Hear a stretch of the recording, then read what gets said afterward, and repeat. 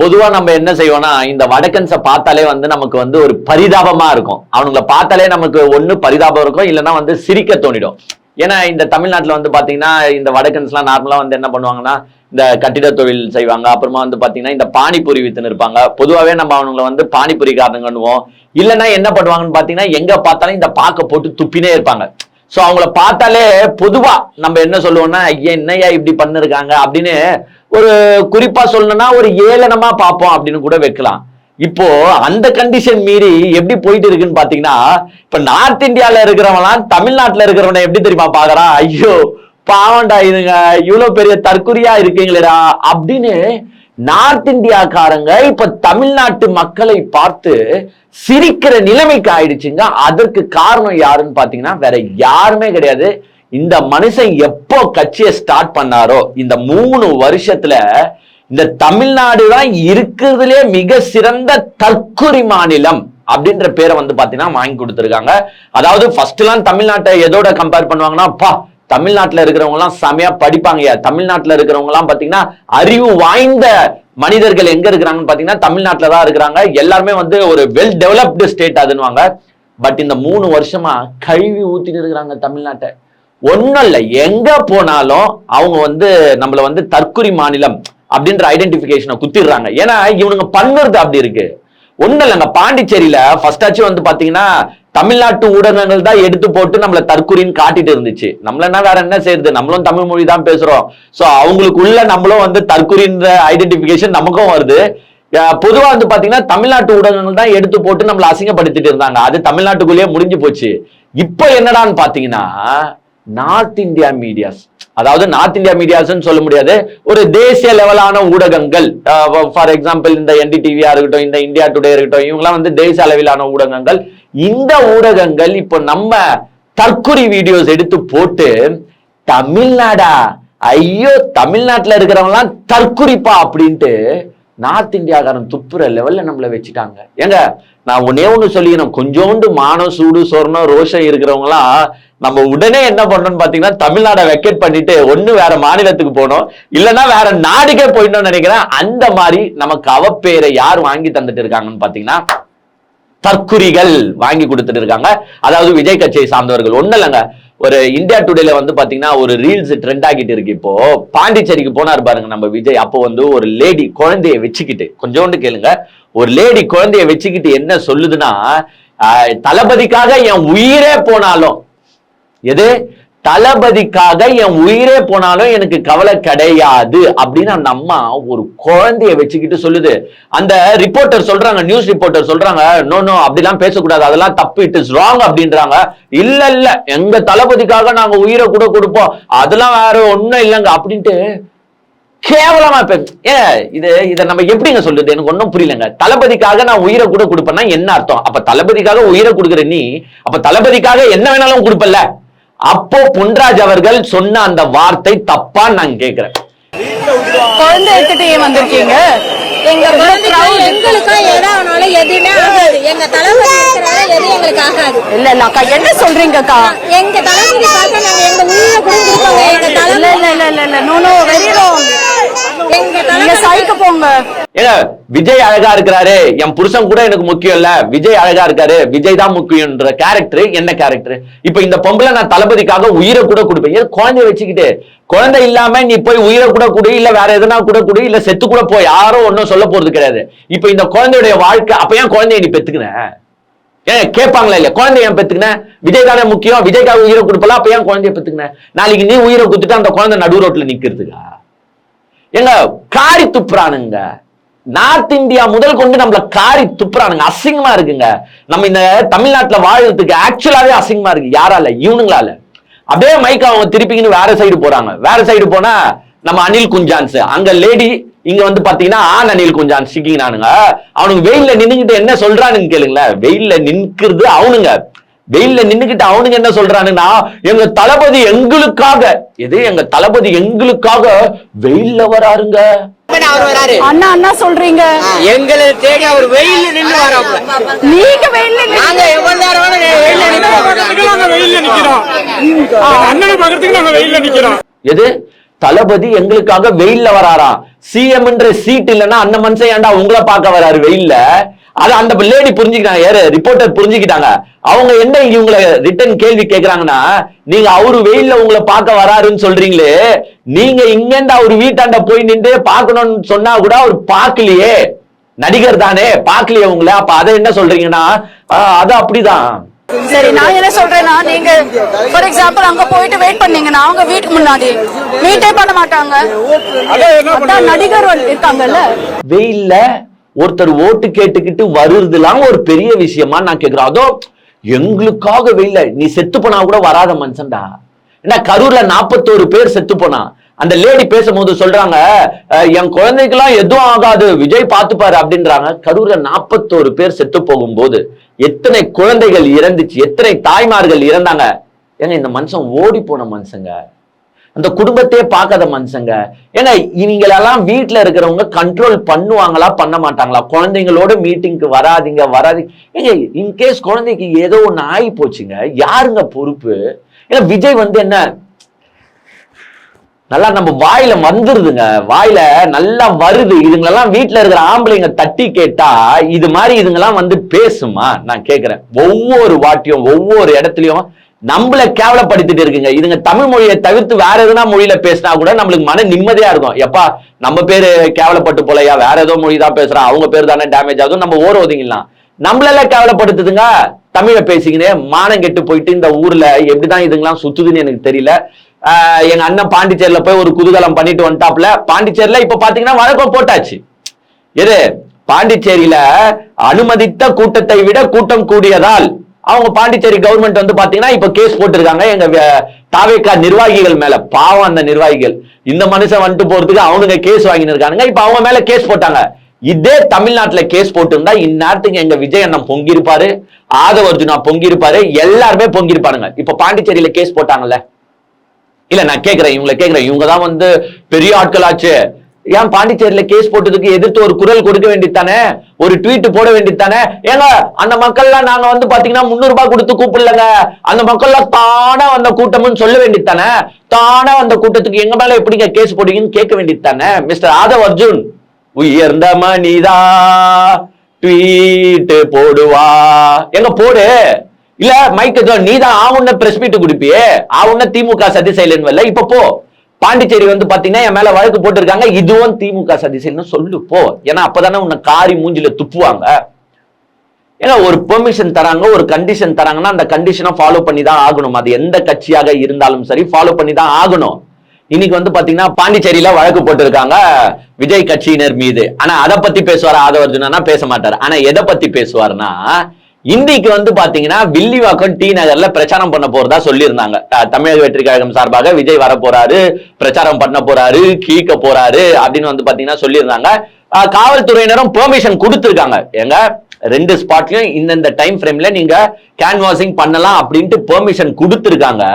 But எங்க அண்ணன் வந்து கேன்வாசிங் பண்ற மூட்ல கிடையாது. ஏன்னா பாண்டிச்சேரிக்கு போயிட்டு வந்தாருல, பாட்டில் கீட்டல் பஸ்ல ஏத்தின்னு வந்தாரா தெரியல, நேத்து கீத்து நிறைய போட்டாரான்னு தெரியல, அவருக்கு இன்னைக்கு பிரச்சாரம் பண்ற மூட்ல இல்ல. உடனே இவங்க என்ன தெரியுமா பண்றாங்க, ரத்து பண்றாங்க. இல்ல நாங்க பிரச்சாரம் பண்ண மாட்டோம். ஏன்பா பிரச்சாரம் பண்ண மாட்டீங்கன்னா, நாங்க கேட்ட டைம் வேற, இவங்க கொடுத்த டைம் வேற, நாங்க எப்படி 1 ஹவர்ல பிரச்சாரம் பண்ண முடியும்? எது நீ பேசுற 4 நிமிஷத்துக்கு 1 ஹவர் ரொம்ப ஜாஸ்தின்ற.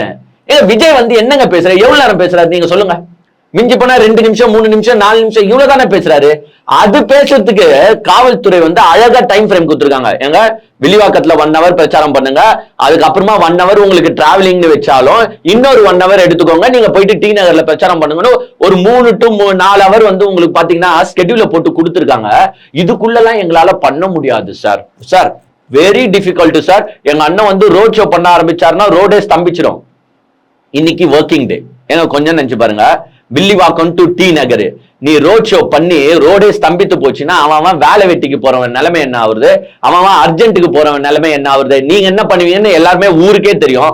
ஒரு வேட்பாளர் நாமினேஷனுக்கே வாட்ஸ்அப்ல வந்து மெசேஜ் போறீங்க, 300 ரூபாய் கொடுக்குறோம், பெட்ரோல் அலவன்ஸ் கொடுக்குறோம், மாஸ்க் கொடுக்குறோம், வாட்டர் பாட்டில் கொடுக்குறோம், ஸ்நாக்ஸ் கொடுக்குறோம், தயவு செஞ்சு வந்துருங்க 9 மணிக்கெல்லாம் வந்துருங்கன்ட்டு வாட்ஸ்அப்ல மெசேஜ போட்டு ஆளை கூட்டுறீங்க. விஜய் வராருன்னு போது நீங்க எவ்வளவு ஆளை கூட்டுவீங்கன்னு எங்களுக்கு தெரியாதா?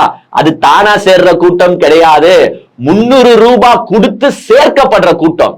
அந்த வாட்ஸ்அப் சாட்லாம் ஊர் ஃபுல்லா சுத்தின்னு இருக்கு.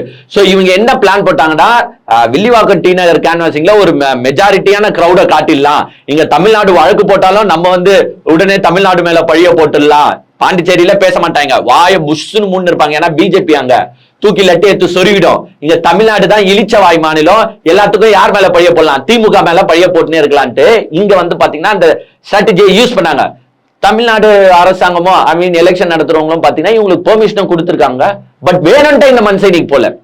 ஏன் போலன்றதுக்கு காரணம் உங்களுக்கே நல்லா தெரியும். பிகாஸ் இவரால டெய்லி போய் பிரச்சாரம் பண்ணா ஃபேம் கம்மி ஆயிடுங்க. ஏங்க முந்தா நேத்து பாண்டிச்சேரியில பிரச்சாரம் பண்ணாருல, அதற்கு அப்புறமா இவங்க என்ன பண்ணுவாங்க, ஸ்ட்ராட்டஜி எப்படி இவங்களுதுன்னா, தலைவா நம்ம டெய்லி கேன்வாசிங் பண்ணா நம்மளுடைய பேசும் பொருள் கம்மி ஆயிடும். ஆப்வியஸா கம்மி ஆயிடும் இல்லைங்க. இப்போ உதயநிதி டெய்லி 5-6 தொகுதியில பிரச்சாரம் பண்ணிருக்காரு, 5-10 கிட்ட பிரச்சாரம் பண்றாரு. அவர் டெய்லி பேசுறத போட்டு காட்டிட்டே இருந்தா மாஸ் கம்மி ஆயிடும். அந்த மாஸ் நம்மளுக்கு கம்மி ஆயிடும் தலைவரே. அதனால நம்ம டெய்லி பிரச்சாரம் பண்ண கூடாது, ஒரு 4 நாளைக்கு ஒரு வாட்டி 5 நாளைக்கு ஒரு வாட்டி பிரச்சாரம் பண்ணாதான் அது வந்து ஒரு பேசும் பொருளாகவே இருக்கும். அப்பதான் நீங்க வந்தா பாக்குறதுக்காக மக்கள் ஆசைப்படுவாங்க. நீங்க டெய்லி வந்தா மக்கள் வந்து வெறுத்து போயிடுவாங்க, விஜய் தானே இப்படிதானே இருப்பாரு, வெறுத்து போயிடுவாங்க தலைவரே. அதனால நம்ம நாளைக்கு போ தேவையில்ல. எது இன்னைக்கு கேன்வாசிங்க தடுத்து நிறுத்தியதற்கான காரணமே அதுதான். டைம் ஃப்ரேம்லாம் இவங்களுக்கு பிரச்சனையே கிடையாது. ஏன்னா இவர் ஒன்னும் அப்படியே நொட்டி கிழிக்கிறவர் கிடையாது, 1 ஹவருக்கு பேசி கிழிக்கிறவர் கிடையாது. எந்த இடத்துக்கு போனாலும் மேக்சிமம் இந்த மனுஷன் பேசுறது 4 நிமிஷம் இல்ல 5 நிமிஷம் தான் பேசுறாரு. 1 ஹவர் இவருக்கு கொடுத்ததே நான் ரொம்ப ஜாஸ்தின்றேன். சோ இந்த பிரச்சாரத்தை டைமை கூட பாத்தீங்கன்னா யூஸ் பண்ணிக்காம காலம் கடத்தி கொண்டிருக்கிறார். எதற்காகனா ஒரே ரீசன் தான், டெய்லி பிரச்சாரம் பண்ணா நல்லா இருக்காது, நம்மளோட ஃபேம் குறைஞ்சிரும். அதனால எலெக்ஷன் வரைக்கும் ஒரு 5 இடத்துல மட்டும் பேசணும்னா போதும், அதுதான் பேசும் பொருளா இருக்கும். அதுவும் ஒரு 2-3 நாள் டைம் கேப்ல பண்ணாதான். அப்படி ஒரு ஸ்ட்ராட்டஜியை வச்சுக்கிட்டு இன்னைக்கு என்ன தெரியுமா பண்ணுவாங்க, இன்னைக்கு இப்ப போயிடுவாங்க தேர்தல் நடத்தும் ஆபீசர் கிட்ட போயிடுவாங்க, அர்ச்சனா பட்நாயக் அவர்கிட்ட போயிட்டு, மேடம் இது மாதிரி பாருங்க, எங்களுக்கு டைம் ஃப்ரேம் இப்படி எல்லாம் அலோகேட் பண்றாங்க, 1 ஹவர் எப்படி மேடம் பத்தோம், எங்க அண்ணன் வந்து A4 ஷீட் நிறைய எழுதி வச்சிருக்காரு, அதெல்லாம் பேசுறதுக்கு வந்து பாத்தீங்கன்னா 10 ஹவர் கிட்ட ஆகும், ஆனா இவங்க 1 ஹவர் தான் டைம் ஃப்ரேம் கொடுத்துருக்காங்க அப்படின்ட்டு இன்னைக்கு போயிட்டு தமிழ்நாடு மேல பழிய சொல்லுவாங்க. தமிழ்நாடு மேல கூட கிடையாதுங்க, தமிழ்நாடு அரசாங்கம் மேல போட மாட்டாங்க, ஸ்ட்ரைட்டா திமுக சதி செயல் மேடம் இது. இன்னும் பாத்தீங்கன்னா ஆபீசர்லாம் வந்து பாத்தீங்கன்னா திமுக கண்ட்ரோல்லே இருக்கிறாங்கன்னு சொல்லுவாங்க.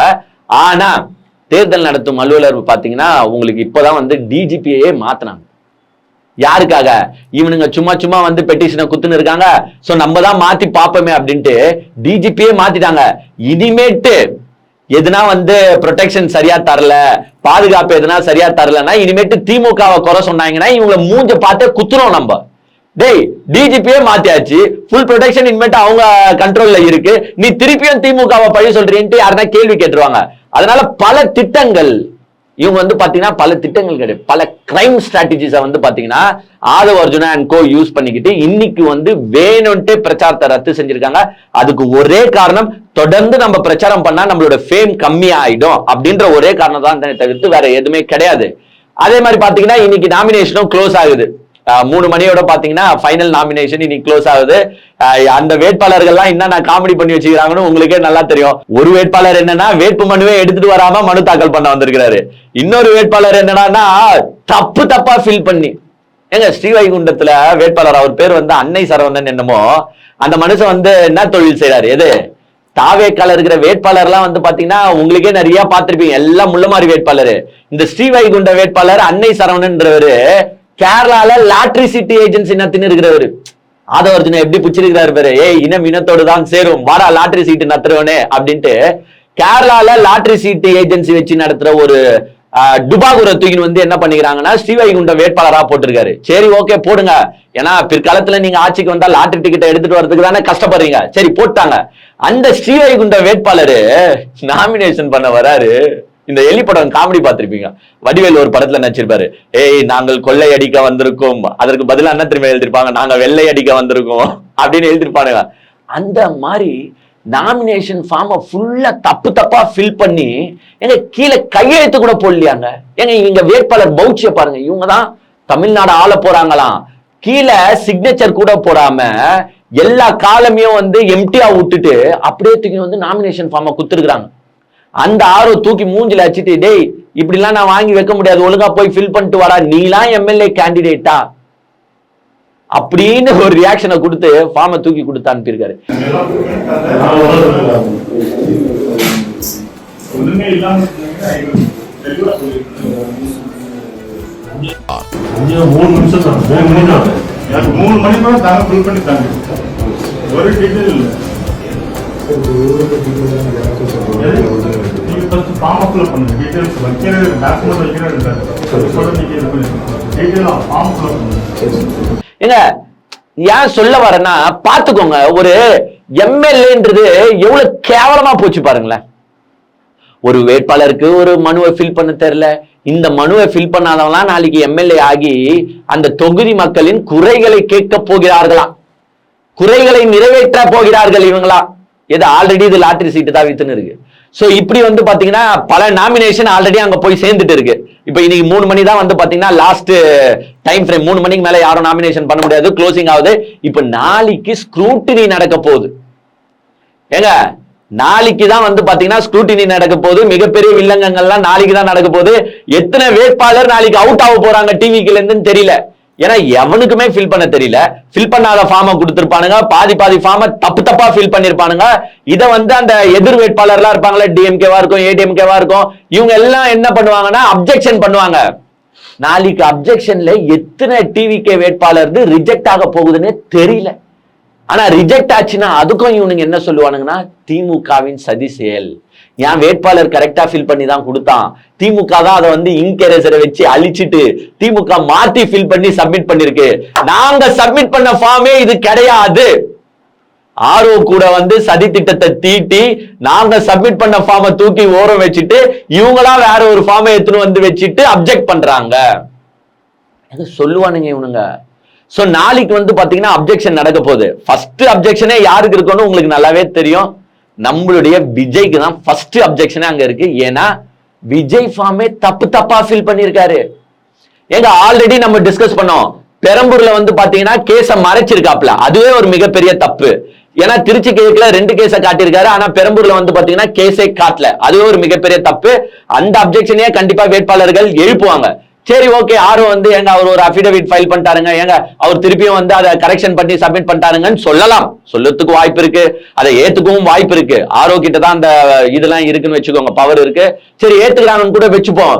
ஏங்க அந்த பாயிண்ட விட்டாலும் ஏங்க வயசே தப்பா ஃபில் பண்ணி வச்சிருக்காருங்க இந்த மனுஷன். ஏங்க கொஞ்சம் நினைச்சு பாருங்க, இதெல்லாம் வந்து நாளைக்கு தமிழ்நாட்டை ஆள போகுது. எது ஒரு அபிடவிட்டை தாக்கல் செய்ய முடியல, எது வேட்பாளரா ஒரு அபிடவிட்டை தாக்கல் ஒழுங்கா பண்ண முடியல, இவங்க எல்லாம் தமிழ்நாட்டை ஆள போறாங்களா? ஏங்க பெரம்பூர்ல 52 வயசுன்னு போட்டிருக்காரு, இங்க திருச்சி கிழக்குல தாக்கல் செய்யற இடத்துல 51 வயசுன்னு போட்டிருக்காரு. எப்படிங்க 51 வயசுன்றது அடுத்த நாள் 52 ஆக வாய்ப்பு இருக்கு, ஏன்னா பிறந்த நாள் வந்துச்சு 52 ஆயிடுச்சுன்னு சொல்லலாம். 52 வயசா இருந்தது எப்படி 51 டிக்ரீசிங் ஆர்டர்ல எப்படி போகும்? தப்பாங்க. ஏங்க இத வந்து ஒரு தேர்தல் நடத்தும் அலுவலர் பார்க்க மாட்டாரா? நீங்க சொல்லுங்களேன். ஏண்டா சரி கேஸ தான் மறைச்சா அதுக்கு ஒரு அபிடவிட் போட்ட, சரி ஓகே ஏத்துக்கிறேன். யோ நீ எப்போ போறத, உனக்கு எத்தனை வயசுன்னு கூடவா உனக்கு தெரியாது? கேட்பாங்களா கேட்க மாட்டாங்களா? ஏங்க அதுக்கும் திமுக தான் சதி செய்யலாம். நீங்க பிறந்த வருஷத்தையே மாத்தி தாக்கல் பண்ணுவீங்க, அதுக்கும் திமுக சதி செய்யலாம்னு நான் கேட்கிறேன். பர்த்ல எவனா தப்பு பண்ணுவானா? ஒரு சின்ன குழந்தை கூட தப்பு பண்ணாதுங்க. ஆனா ஒருத்தங்க தப்பு பண்ணுவாங்கன்னு யாருன்னு பாத்தீங்கன்னா தமிழக வெற்றி கழகத்தை சார்ந்தவர்கள். அதுவும் குறிப்பா எங்க சீஃப் மினிஸ்டர் வேட்பாளருங்க, இவரு வருங்காலத்துல சிஎம் ஆக போறாரு. அவர் வந்து பாத்தீங்கன்னா வயசுலயே தப்பு பண்ணி வச்சுக்கிறாரு. சோ இந்த அப்ஜெக்ஷன்லாம் வந்து பாத்தீங்கன்னா நாளைக்கு நடக்கும். நாளைக்கு பெரம்பூர்ல ஒரு அப்ஜெக்ஷன் நடக்கும், அந்த சைடு வந்து பாத்தீங்கன்னா திருச்சி கிழக்குல ஒரு அப்ஜெக்ஷன் நடக்கும். நாளைக்கு ஒரு மிகப்பெரிய போராட்டம் இருக்க போகுது. விஜயோட ஃபைல், அதாவது நாமினேஷன் ஏத்துக்கப்படுகிறதா இல்லையா அப்படின்றத நாளைக்கு பொறுத்து தான் பார்க்கணும். எங்க இன்கேஸ் ஏத்துக்கிட்டாங்கன்னே வச்சுக்கோங்களேன், ஏத்துக்கிட்டு நாளைக்கு விஜய் வந்து வெற்றியே பெறுறாருன்னு கூட வச்சுப்போம், வெற்றி பெற வாய்ப்பே கிடையாது. பெரம்பூர்லயும் வின் பண்ண போறது கிடையாது, திருச்சி கிழக்குலயும் வின் பண்ண போறது கிடையாது. இன்கேஸ் வெற்றியை பெற்றாலும் நாளை பின்ன வந்து எதிர்கட்சி வேட்பாளர்கள் வந்து போயிட்டு கோர்ட்டை இது பண்ணுவாங்க, கோர்ட் அப்ரோச் பண்ணுவாங்க. ஏங்க இவர் அபிடவிட்லாம் தப்பா தாக்கல் பண்ணிருக்காரு, ஆனா வந்து பாத்தீங்கன்னா அவரு வந்து இவங்க ரிஜெக்ட் பண்ணாம ஓகே பண்ணிட்டாங்க அப்படின்ட்டு ஏங்க இது டிராக் ஆகிட்டே இருக்கும். எங்க ஹைகோர்ட்டுக்கு போவாங்க, ஹைகோர்ட்ல இருந்து சுப்ரீம் கோர்ட்டுக்கு போவாங்க. ஒருவேளை தேர்தல் நடத்தும் அலுவலர் அப்ஜெக்ஷனை ஏத்துக்கிட்டு ரிஜெக்டே பண்ணிட்டாருன்னு வச்சுக்கோங்களேன், விஜய் தரப்பு போவோம், ஹைகோர்ட்டுக்கு போவோம், சுப்ரீம் கோர்ட்டுக்கு போவோம். இதுக்கு காரணம் யாரு? நீங்க தானே. ஒரு நாமினேஷன் ஃபைல் பண்ண கத்துக்கணுமா இல்லையா? ஏங்க அப்போ எவ்வளவு பெரிய டுபாக் ஒரு அட்வொகேட் டீமை வச்சுட்டு இருக்காங்க பாரு. இவங்க தமிழ்நாட்டை ஆள போறாங்க. சோ இந்த பிரச்சனை நாளைக்கு வெடிக்க போகுது. நாளைக்கு எல்லாருமே ரெடியா இருங்க. விஜயோட வேட்புமனு ஏற்கப்பட்டாலும் பிரச்சனை தான், ஏற்கப்படாவிட்டாலும் பிரச்சனை தான். ஏங்க பின்ன எதிர்கட்சி வேட்பாளர்கள்லாம் சும்மா இருப்பாங்களா? ஏங்க ஒருத்தர் அபிடவிட்டை எடுத்து செக் பண்ணிட்டு இருப்பாங்க. இதுதான் மறைச்சிருக்கானா, இது தப்பா சொல்லியிருக்கானா, என்னென்ன தப்பு இருக்கு, என்னென்ன ஏது இருக்கு, இன்ச்சு பை இன்ச்சு பார்த்துன்னு இருப்பாங்க. ஏன் விஜய் கட்சியில இருந்தும் வந்து பாத்தீங்கன்னா திமுக வேட்பாளர் எடுத்து பார்த்துன்னு இருப்பாங்க, எதனா தப்பு பண்ணிருக்கானா போட்டுடலான்ட்டு. எல்லா தப்பும் எங்க இருக்கு பாத்தீங்கன்னா விஜய் பேப்பர்ல தான் இருக்குது. குற்ற வழக்குகளை மறைச்சாச்சு, டேட் ஆஃப் பர்த்லயும் தப்பா போட்டாச்சு, 52 வயசு 51 வயசுன்னு போட்டிருக்காரு. சொத்து மதிப்புலயும் வந்து பாத்தீங்கன்னா 404 கோடி ஒண்ணுத்துல 410 கோடி ஒண்ணுத்துல இருக்கு. ஒருவேளை 2 நாள்ல வட்டி வாங்கி ஏறி போச்சா என்ன ஆகாதுன்னு தெரியல. சோ இப்படி ஃபுல்லாவே வந்து பாத்தீங்கன்னா ஃபுல் தப்பு யாருகிட்ட இருக்குன்னு பாத்தீங்கன்னா விஜயோட பேப்பர்ல இருக்கு. சோ நாளைக்கு அப்ஜெக்ஷன் நடக்க போதா, அந்த அப்ஜெக்ஷன்ல தான் நம்மளுக்கு தெரிய வரும் விஜயோட பேப்பரை வந்து ஏத்துக்கிறாங்களா ஏத்துக்கலையா. விஜய்து மட்டும் கிடையாது, 234 தொகுதியிலையும் இவங்க வேட்பாளரை போட்டிருக்காங்க. எங்கெங்க வேட்பாளர்கள் அடி வாங்க போறாங்கன்னு தெரியல, யார் யார் பேப்பர் ரிஜெக்ட் ஆக போகுதுன்னு தெரியல. நாளைக்கு வந்து நம்மளுக்கு வந்து பாத்தீங்கன்னா காமெடிஸ்க்கு பஞ்சமே கிடையாது. ஏன்னா நிறைய பேர் வந்து பாத்தீங்கன்னா நிறைய குற்ற வழக்குகளை மறைச்சிருக்காங்க. சோ அதெல்லாம் வந்து எதிர்த்தரப்பு எடுத்து பேசும், ஏங்க இவர் மேல இந்த கேஸ் இருக்கு அதெல்லாம் பாருங்க காட்டல அப்படின்னா கண்டிப்பா ரிஜெக்ட் பண்ணுவாங்க. ஏங்க நம்ம ஆக்சுவலா இந்த தற்குறிகளுக்கு தெரியல, இவங்களுக்கு சொல்ல வேண்டியது நம்மளோட கடமை. ஏங்க அஃபிடவிட்ன்றது நீங்க தாக்கல் செய்யுது லாஸ்ட்ல, ஏங்க இதில் குறிப்பிட்டுள்ள அனைத்து தகவலும் உண்மையே, நான் எதையும் மறைக்கல அப்படின்ட்டு கீழே கையெழுத்து போடணும். ஏங்க இட்ஸ் லைக் ஒரு ஒரு பிரமாண பத்திரங்க அது. அதுல நீ தப்பா எழுதிட்ட, ஐயோ சாரி சார் நான் தெரியாம தப்பா எழுதிட்டேன், தெரியாம மறந்து போயிட்டேன் அப்படின்லாம் சொல்ல முடியாது. இவங்க என்ன நினைச்சுன்னு இருக்காங்கன்னா, கொடுத்துட்டு எப்ப வேணாலும் வாங்கி நம்ம அழிச்சு எழுதி சப்மிட் பண்ணலாம்னு நினைச்சுன்னு இருக்காங்க. ஒருவேளை நாளைக்கு அப்ஜெக்ஷன் நடக்கும்போது சரி ஓகே சார் அதை வேணா கொடுங்க சார், நாங்க திருப்பி வேணா அழிச்சு எழுதிட்டு தரோம்ட்டு அழிச்சு எழுதின்னு இருப்பானுங்க போல. ஏங்க 10ஆம் கிளாஸ் படிக்கிற குழந்தைக்கு கூட தெரியும் பப்ளிக் எக்ஸாம் எழுத போனா அந்த பேப்பர்ல அழிச்சு எழுதக்கூடாது, கிளீனா இருந்தாதான் நல்லா இருக்கும். ஆனா இவனுங்க விட்டா அழிச்சு எழுதுவானுங்க போல. சோ நாளைக்கு அப்ஜெக்ஷன்ல பல கலவரங்கள் நடக்க போகுது, எவ்வளவு பேப்பர் ரிஜெக்ட் ஆக போகுதுன்னு தெரியல. சோ வில்லிவாக்கம் டி நகர் இன்னைக்கு போறதா இருந்துச்சு. இன்னைக்கு வந்து எங்க அண்ணன் ஆங்கூர்ல இருக்காரா என்ன கதைன்னு தெரியல, பாண்டிச்சேரியில இருந்து வந்த உடனே பிஸி ஆயிட்டு இருப்பாப்ல. சோ இன்னைக்கு வந்து பாத்தீங்கன்னா வில்லிவாக்கம் டி நகரம் போல. இந்த மனுஷன் எப்படி எலெக்ஷன் ஒர்க் பண்ணிட்டு இருக்காருன்னு மட்டும் பாருங்க. இவங்கெல்லாம் ஆக்சுவலா ஒரு கவுன்சிலருக்கு கூட தகுதி இல்லாதவங்க. இந்த மாதிரி கேன்வாசிங் பண்றதுலாம் கவுன்சிலர் கூட தகுதி இல்லாத கேன்வாசிங். அங்கங்க கட்சி தலைவர்கள் எடுத்துக்கோங்களேன், ஏங்க வெயில் எல்லா இடத்துலயும் பொலந்து தள்ளுது. பாவம் டெபுட்டி சீஃப் மினிஸ்டர் உதயநிதி ஊரூரா சுத்தின்னு இருக்காரு வெயில்ல, சீஃப் மினிஸ்டர் ஊரூரா சுத்தின்னு இருக்காரு, எடப்பாடி ஊரூரா சுத்தின்னு இருக்காரு. எல்லா கட்சியும் பம்பரமா சுழண்டுன்னு இருக்கு. ஆனா ஒரே ஒருத்தர் பெட்ஷீட்டை இழுத்து போட்டு தூங்கின்னு இருக்காருன்னா அது நம்ம பண்ணையூர் அரசியல்வாதி விஜய் மட்டும்தான்.